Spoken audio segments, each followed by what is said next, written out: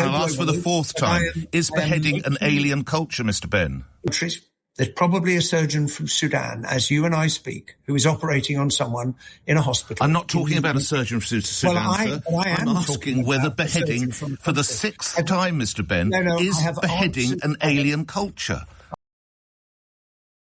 Hey everyone, welcome back to Julian Discourse.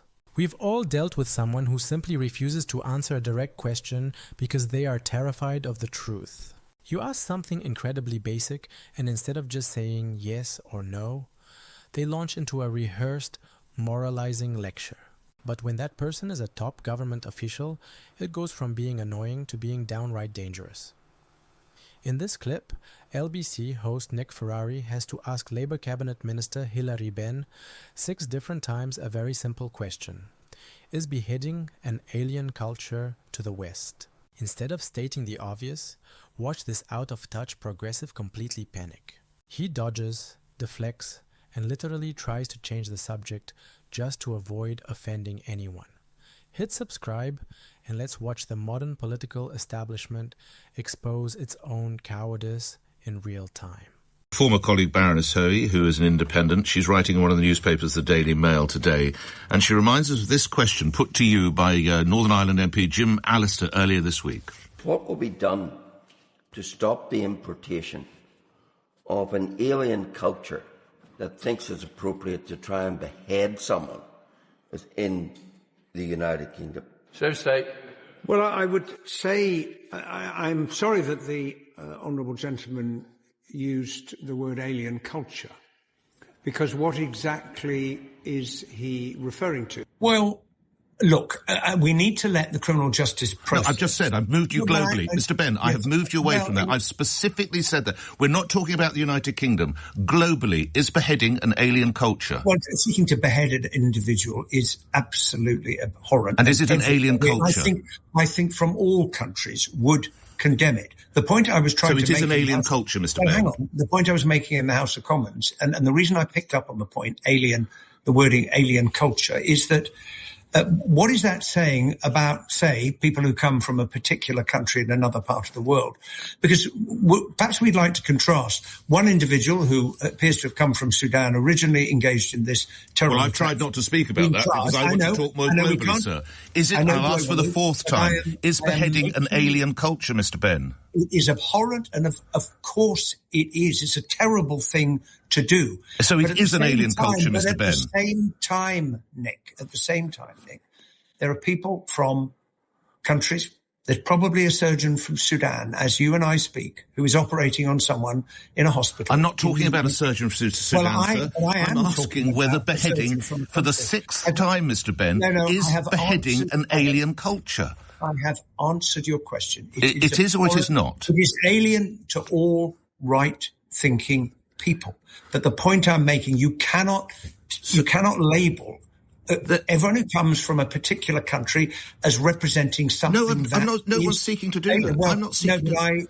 the point I was responding to in the House of Commons appeared to suggest that was the case. But then why did you respond in that fashion to Jim Allister?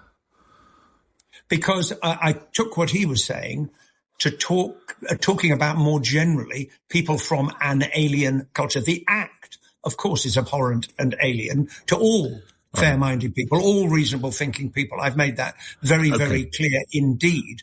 But we cannot, in the end, we have to judge people, as Martin Luther King famously said, not by the colour of their skin or where they come from, but by the content of their character. And that is the British way. Finally, a question. If you asked ordinary people in this country if beheading someone is an alien culture, you'd get an immediate, resounding yes. It's an undeniable fact of Western civilization. But when you ask a senior Labour cabinet minister that exact question on national television, you get that. Hilary Benn sat there, visibly paralyzed by political correctness, sweating through 6 separate attempts to dodge the question before desperately pivoting to an imaginary surgeon from Sudan. Why is it impossible for the modern progressive left to answer such a simple question? Because admitting that beheading is an alien culture requires admitting that not all cultures are equal. That single obvious truth completely destroys the left's entire narrative around mass, unvetted immigration. To understand why this elite cowardice is so dangerous in 2026, look at how Labour has managed cultural friction.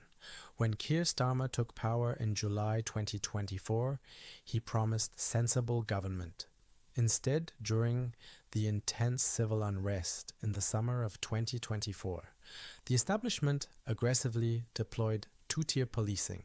They brought the hammer down on working-class citizens protesting imported crime, while deliberately downplaying the violent cultural friction actually erupting on British streets. The left operates under the dangerous delusion that if they pretend radical cultural differences don't exist, they will magically disappear.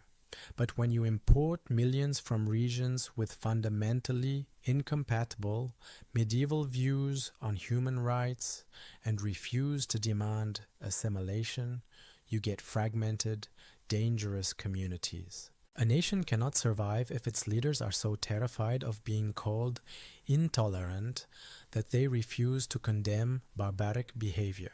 We must stop prioritizing the feelings of foreign cultures over the safety of our own citizens. Thanks for watching Julian Discourse. Hit that subscribe button and I'll see you next time.